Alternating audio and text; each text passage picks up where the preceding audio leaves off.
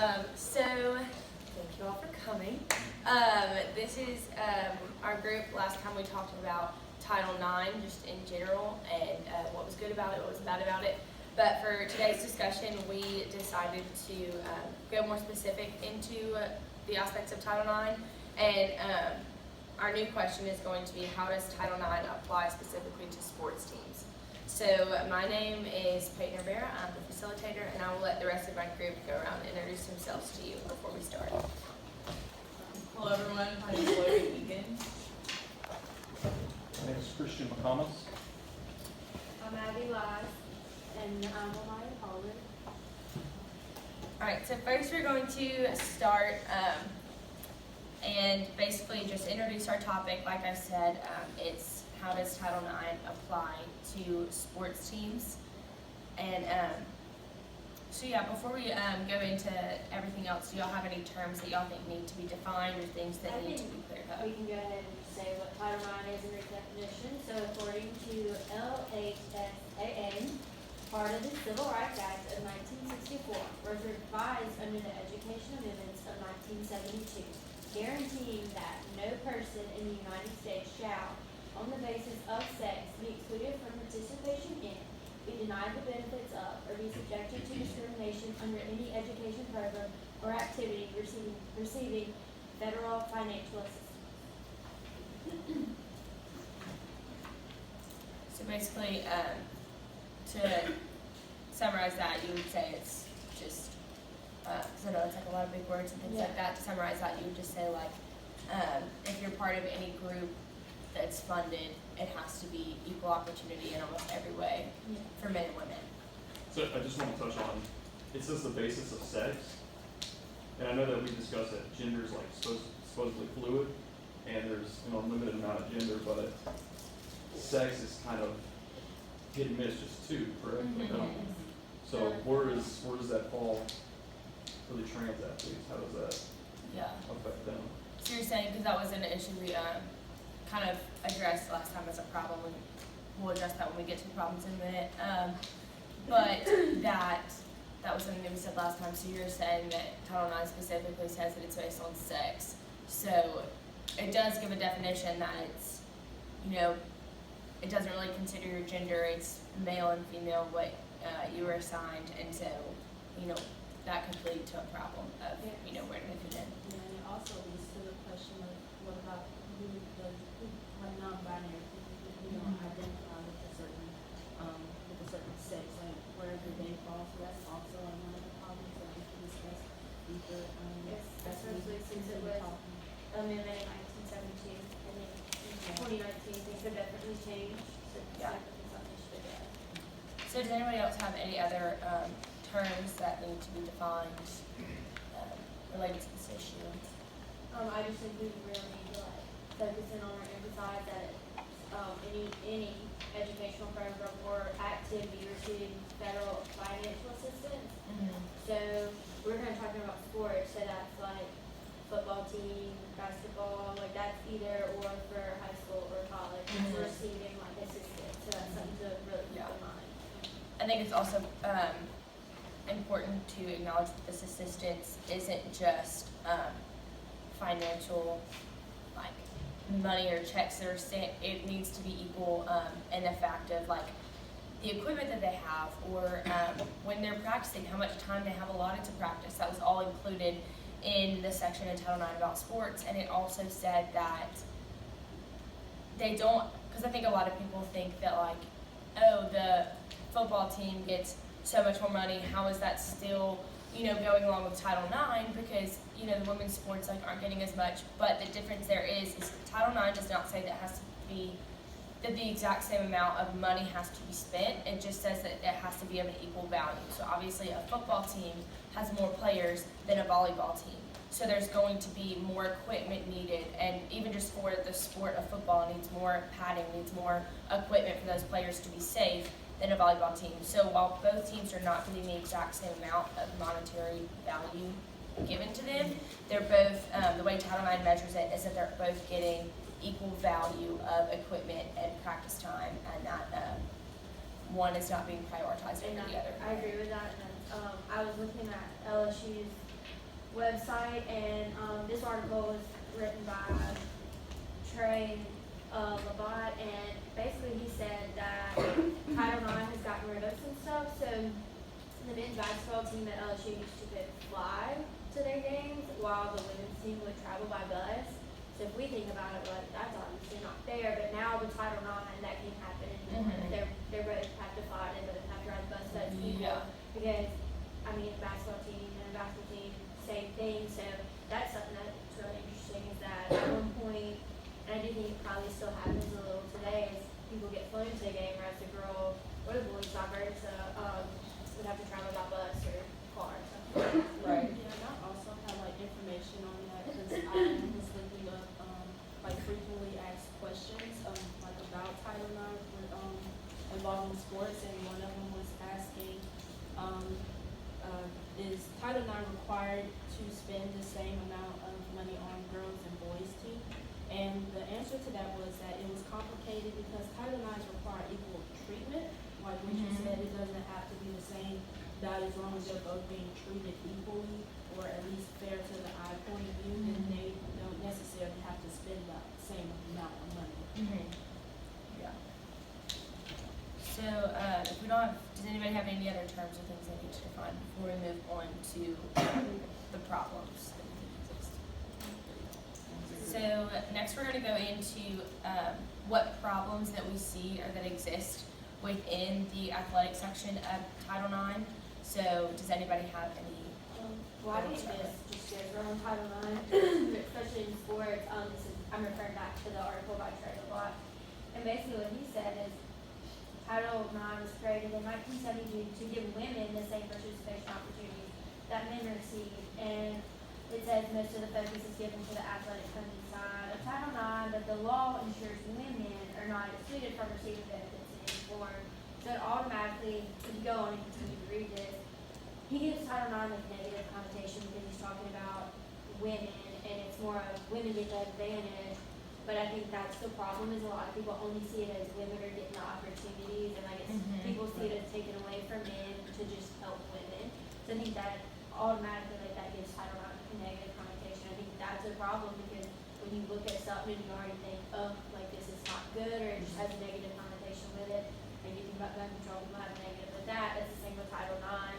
So I think that automatically is a problem in itself, because if you look at it like that, you're like, I don't want to, what can we do? Why should I follow this? Or you just automatically have negative thoughts about it. So I think that's definitely a problem.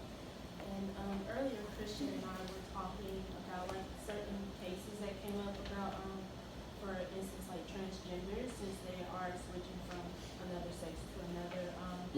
He pointed out earlier that it was seen as like a stigma of women who transgender into like a male, they're not able to participate in certain sports, but males who have turned into women, they could participate. And it has been a case with a MMA fight that I have seen, that the winner was a transgender female, and people are saying that it's not fair because technically that person still has the same testosterone and still have the same muscle capacity of a male fighting in a women's sport.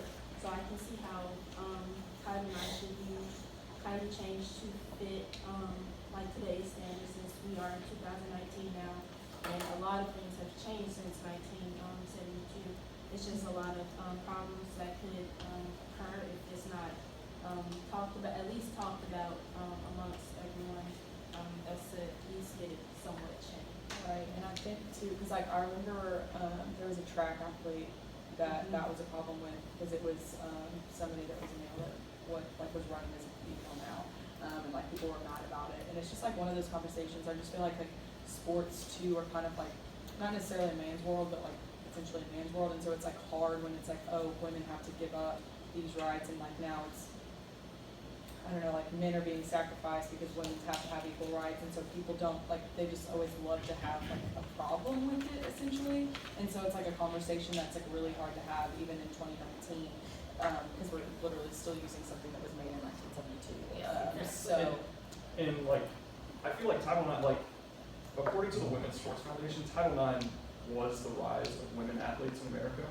They say before Title IX, 1 in 27 girls played sports, and now it's 2 in 5. So I feel like it's something to give women an equal playing field, Right.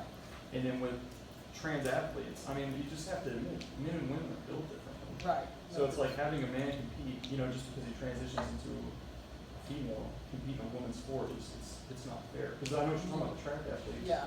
They say they were mediocre men's, or they were mediocre in the men's division, and then they won at first and second place for both trans athletes, so. And then I could also see that becoming very dangerous for trans athletes as well. I can see them, I can see it possibly leading to someone getting severely hurt Right. for participating in a different sport.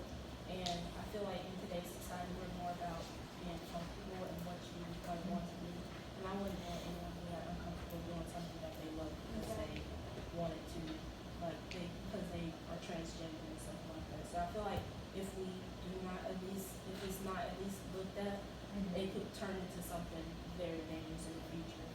It definitely needs to be something that will take a lot of time to think about, to figure out a solution, because you know, you want the transgender community to be able to compete in these sports that they're interested in, but you also don't want those that are not transgender to feel like they are being pushed back. Similarly, kind of to what has happened in Title IX, where in order to benefit the women, the men have felt like they've been cut back, and you don't want to expand that. One of the problems that I noticed and found was, and this is from education.uslegal.com, they had a bunch of, it was uslegal.com, and they had an education area, a sports law area, and I just found a bunch of information on that. But under the education section, it said that the main complaint, as a lot of us have addressed, is that some schools have complained that low-profile men's sports have actually been cut in order for them to provide for the women's sports. And so this article listed examples such as wrestling and diving. In some schools, it's even been golf.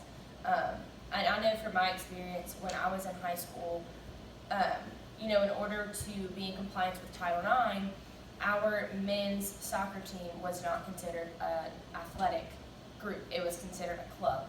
So they were, while the women's soccer team was a sporting team and they got funding and all these things, the soccer team kind of had to fundraise all on their own because they were a club in order to, because if they were a sport, then we would have had one more male sport than female sport. And so that was something that I kind of noticed firsthand at my school. And going off of what you said, going back to my article by Trey Levott, it talks about Title IX is keeping LSU from a men's soccer program, and that there's a lot of interest in being like a man having a soccer program, and that there's a lot of even just high schoolers that are really good and that could come to stay in Louisiana, but they're not able to because we don't have one. And so the problem goes on with Title IX is about being equal, but it's not about being interest. Like the interest, if there's an interest in a men's team, why don't we do that when maybe there's not an interest in like another area? Because I think that's the problem that comes down. It has to be equal, but what if there's not even people that are really interested in that, and that lacks like people who are? So I think that's something that definitely is a problem. Yeah. Do we have an equal number of men's and women's sports that go on? No. I was just sitting here thinking No, about it. I don't think that's how my high school was, when they were regulated to do So it. women, Was, it's There all are- women's sports, right? No, there's 12 sports.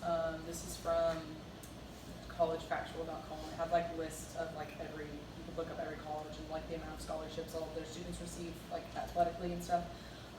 But there's 12 sports total, and there's 315 student athletes, and there's 193 men and 122 women.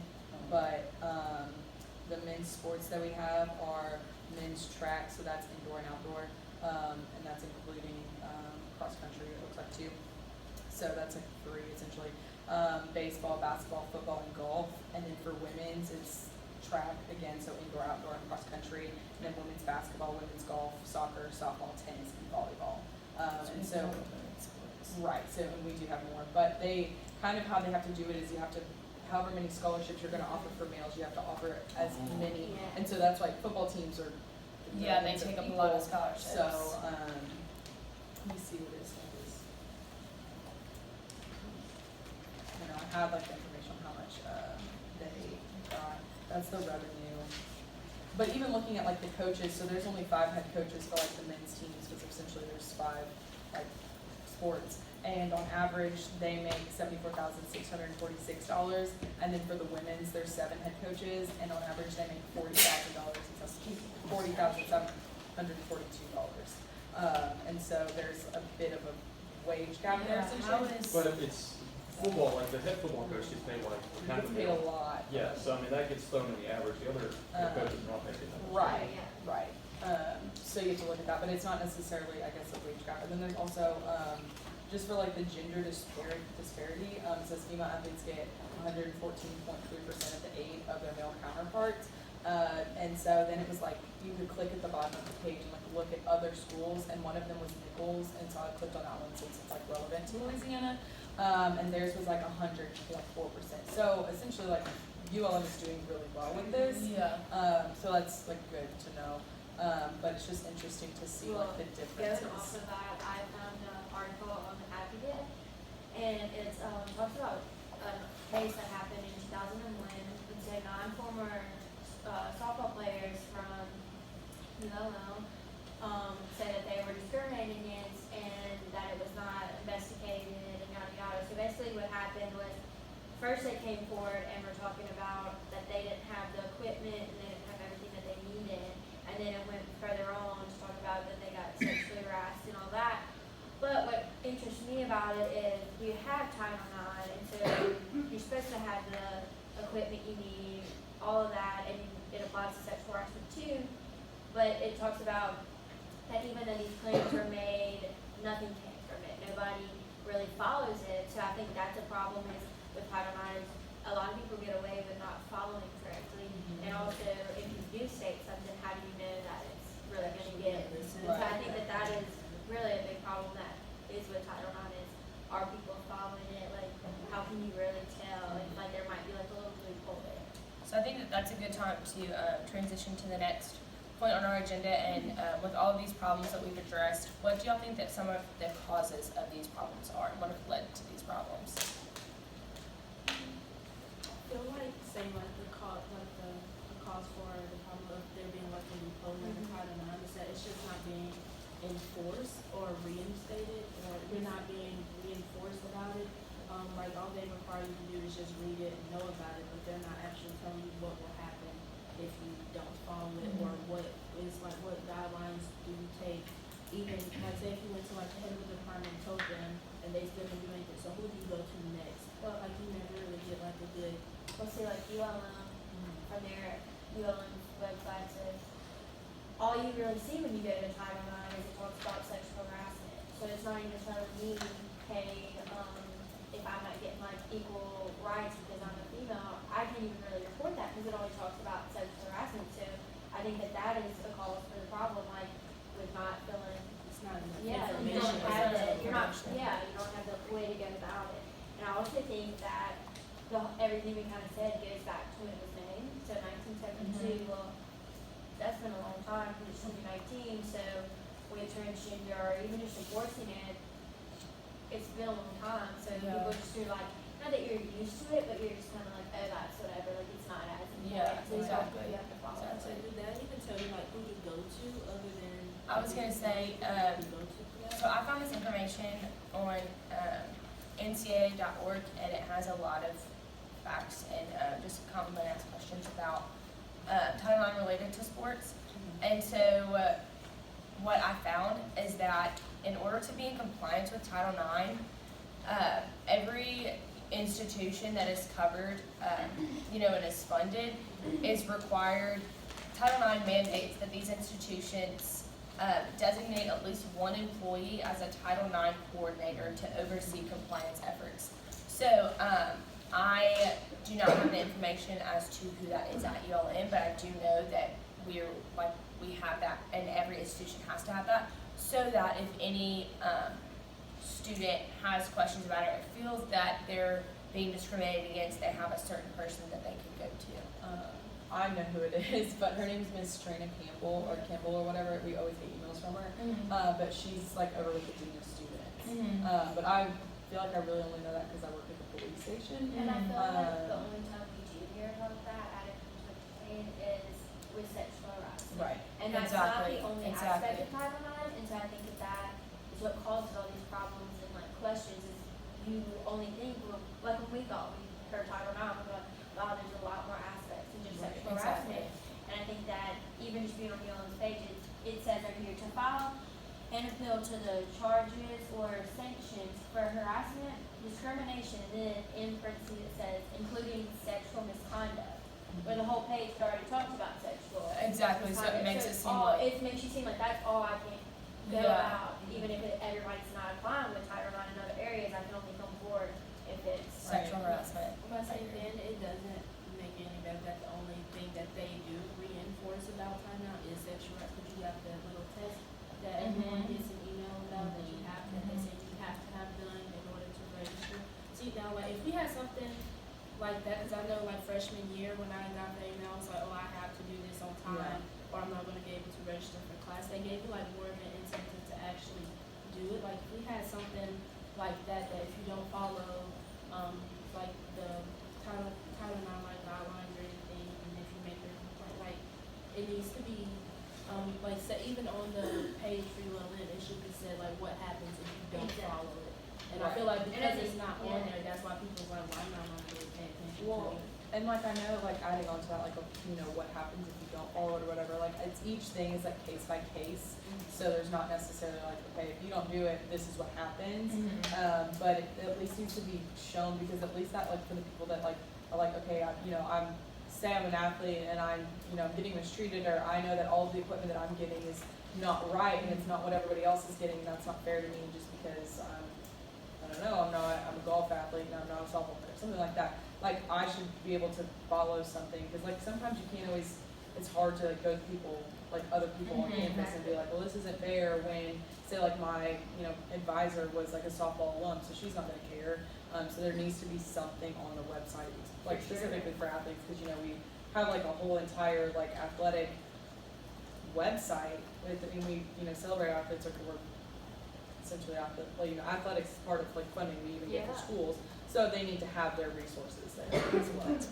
Yeah, and I mean, I'm sure, did you all take the Title IX, the 45-minute video Yes. interactive book? Nothing in there was about, people being mistreated in sports. Right. So it's like, if you told me right now that the women's soccer team wasn't getting plays, I wouldn't consider that a Title IX problem until now, Right. Exactly. Yeah.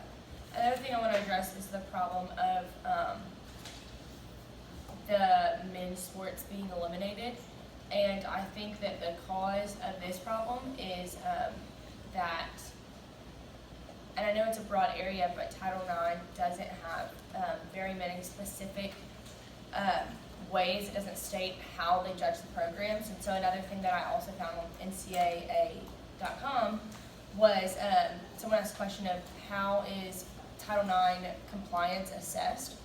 And so basically, it gave a long answer just to say that the entire men's program of all athletics is compared to the entire women's program. It says it's not just one men's team to the women's team in the same sport. The broad comparative provision was intended to emphasize that Title IX does not require the creation of mirror image programs. And I understand that, and I get that it's hard to set exact limitations on it, but at the same time, that doesn't really give schools a lot of area to know if they're complying, because they're saying this answer says that Title IX is not trying to say you have to have the same amount of women's sports and the same amount of men's sports. Well, obviously there's some miscommunication, because schools are cutting some of their men's programs, and like you said, it should be based on interest, not based on numbers of sports. But obviously some schools are getting that misinterpreted, and I think that the cause of all of this is because Title IX doesn't really say, they don't give enough specifics as to what their criteria is for compliance. So I think that is thought about. Saying that this timeline was made like in 1972, there weren't really a lot of, sports that colleges are having that water skis or water volleyball, stuff like that.